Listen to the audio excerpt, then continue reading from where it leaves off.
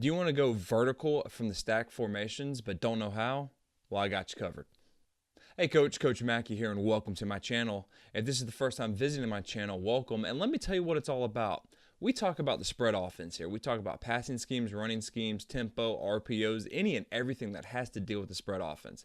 So if that's something you want to learn more about from this great coaching community, hit that subscribe button down below and then find out the bell notification one way or the other and click that, because that'll tell you when I put out a new video.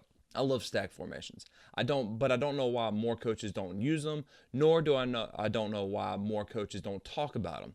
The reason why I like the stack formations is because it really confuses the defense. They really don't know what to do.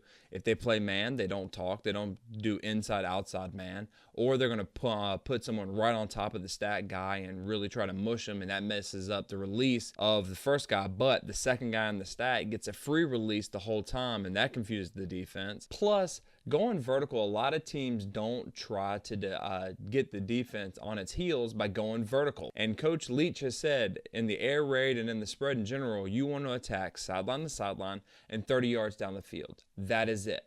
Well, to attack 30 yards down the field, you've got to go vertical. And if you use these simple rules where you just have your players go numbers, hash, numbers, and then you can rearrange that order of who's going where, you can get more bang for your buck, and you can make the defense very, very confused. So before we get into it though, if you want to learn more, if you want to join a coaching community that has a lot of courses, a private forum, and anything like that, go to joinronmackie.com. It's my own coaching community where we have over 173 coaches, but you need to hurry because at the end of March, it's closing and we are just gearing up for spring ball. And if you're watching this after March, I'm sorry, you can join the waiting list. But let's get into today's video. What I'm going to do is I'm going to show you our typical routes and our landmarks and everything like that, and then how we use that structure to go from stack formations, bunch formations, and everything, and we don't confuse the kids. Right off the bat, I got a 3x1 to the right. So the L has a mandatory outside release, and he's dead. We hardly ever throw it to him out of that. What we do is our number 3, and in this case it's the F. He is on the right hash. He is now going all the way to the left hash. He can go under the first color. He can go over the first color. It doesn't matter. He just needs to get 18 to 22 yards to the opposite hash. The Y now is going to be going into the hash nearest to him.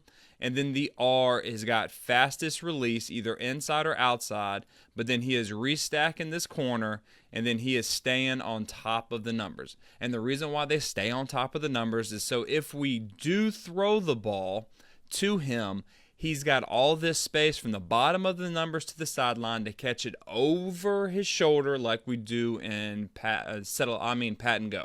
All right, now the quarterback, what's he looking at? Now, I do say that we're not throwing it to the L, but if the quarterback can fart it out there and we still catch it, he's golden.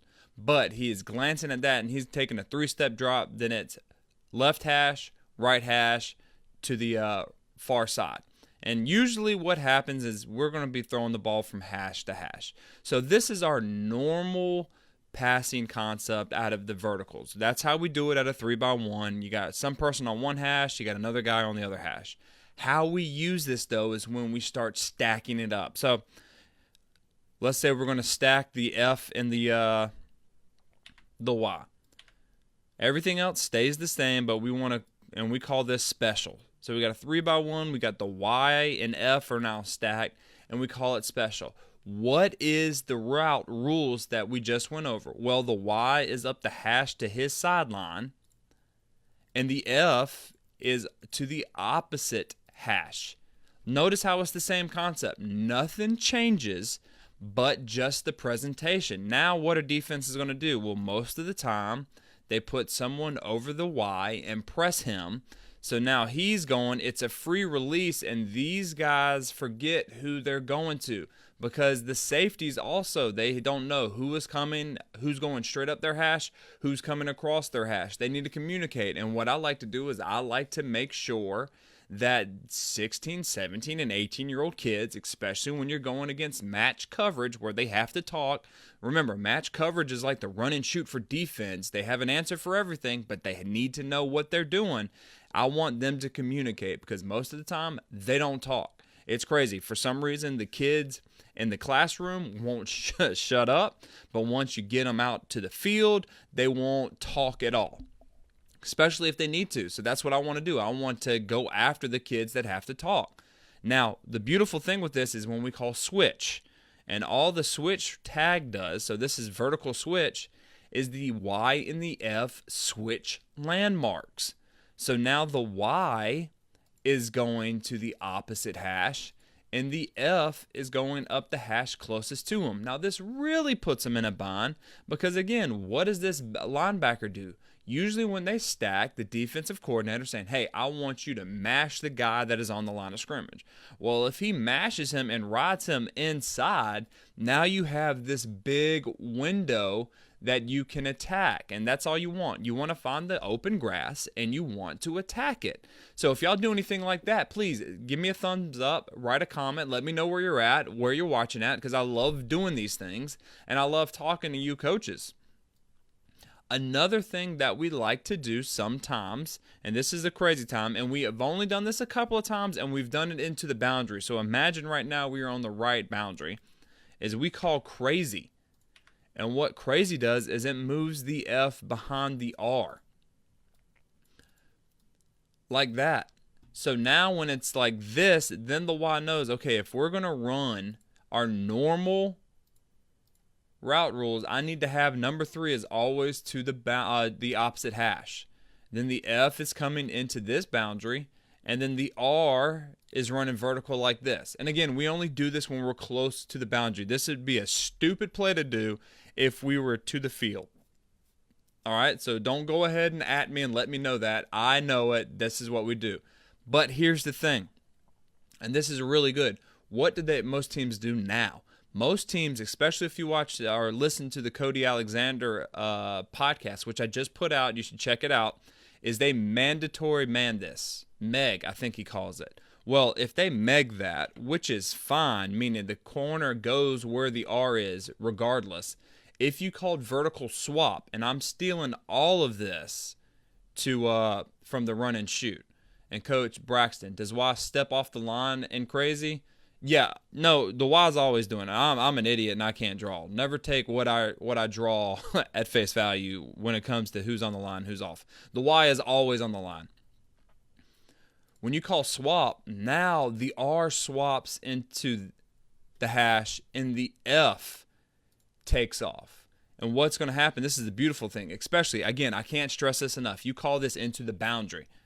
Is this corner will ride the R, and now you have a decent shot right here. So this is how you can use the vertical game. You can use formations, and you can tag up or steal from the run and shoot, special and swap, special inside, swap outside.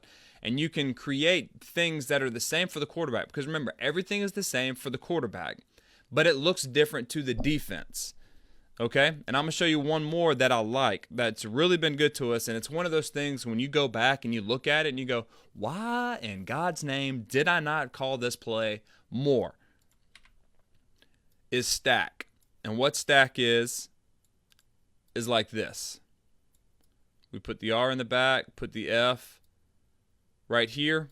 And usually if we're doing this to the boundary or to the field, it'll be halfway between the hash and if we're down the left hash, we put it a yard outside the right hash. That's where we stack it up at. And then we call vertical. And vertical, everyone knows where their spot is. Nothing changes. That's what we tell them. Nothing changes. So the Y, straight up his hash. The F is going to the opposite hash. And the R has to get on top of the numbers. And defenses don't know what to do because if you keep it all the same, especially the first 3 steps, and I stole that from, what's his name? The bunch compression. Where's it at? Hold on. Andrew Coverdale. If you do the same thing what Andrew Coverdale says in the stack formation and the bunch formation, the first 2 steps are always the same, then the defense is confused because what we have gotten, if we have gotten something like this, all right, where he is man on pushed. Well, if that happens, he's going to be trying something. So he gets a free release, and I promise you, this guy right here, his eyes are in the backfield. he won't know, especially if you play action it. What we usually do with this, I know there's going to be someone asking, hey, coach, what do you do with the running back? What do you do with the line? Listen, I'm going to be honest. I maybe oversimplify this, but half slide really answers a lot of your questions. If you half slide everything with keeping the tail back in, you can cover about 90% of all stunts and blitzes and everything like that. Yes, they're going to be defensive coordinators that are a lot smarter than you and that they can do different blitzes. They can bring 4 to a side. They can show and then drop out. But if you keep it consistent and you add that magical element of tempo where the defensive coordinators can't game plan against you because they're working too hard to get a play in, you can simplify a lot of things. Remember, this is high school football. All right, you just need a catch-all. And what I have found offensive line-wise, pass protection, is the half slide, keeping the back end. And once they get good at that, they can check release. So don't overcomplicate that aspect of it, thinking I can't run any of these passes because I don't know how to block them. Yes, you do. Half slide. Really simple. I promise. But what we have done is we've half slide play action. These guys get their eyes in the backfield, and then it's pretty much pick your poison. And 2 years ago in the playoff game, we did literally 40% of our passing offense was the 4 verts concept out of different stacked formations and bunches. And the defense, which was a lot better than ours offensively, they were so confused that we put up 28 straight points after being down 14-0. They had no idea. Now, the last thing I want to show you is the bunch. The bunch is nasty, and I really like bunch special. Now, again, what was special all about? Special was for the F and the Y. So what that says is this would just be 3x1, whatever it is. Let's use trio. Trio, bunch, vertical, switch. So the Y now knows he has to go all the way across.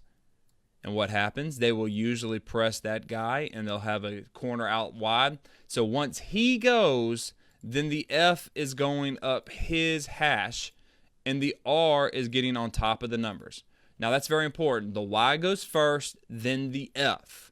And you have this cross. And I promise you guys, especially in high school, if you can cross receivers with some play action, the defense doesn't know what to do because you're not going against that defensive coordinator who knows a lot. You are going against 15, 16, 17, 18, some of y'all 19 and 20-year-old kids who have to be mindful of tempo, who have to be mindful of play action, who have to be mindful of RPOs, who have to be mindful of if you give your kids the freedom of settling down in grass. So you have all these things going on at the snap, which is beautiful because your kids know what to do because the rules are the same. If we're going from left to right, 1, 2, 3, 4, just like that, 1, 2, 3, 4. And where'd I get that from? Coach Hal Mummy. I asked him, hey, coach, I have a difficult time with the vertical concepts. How do you read it? Do you read leverage of the corners? Do you read,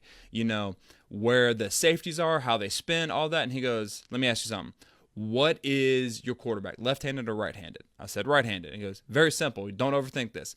You go from left to right. If he's left-handed, you go from right to left. Make it simple for them always. Keep the same progressions always. And I was like, holy shit, you were absolutely right. So that's it. So if he's right-handed, go left to right. If he's right-handed, go left to right. If he's left-handed, go right to left. Make it simple, always consistent, because that is the key. And your kids are going to do special things. So if y'all do anything different out of the stack formation vertical wise, please leave a comment. Let me know. Give me a thumbs up and like this. If you're watching this on YouTube, please subscribe to my videos. And until next time, coaches, let's continue to master the spread, score points, and have fun.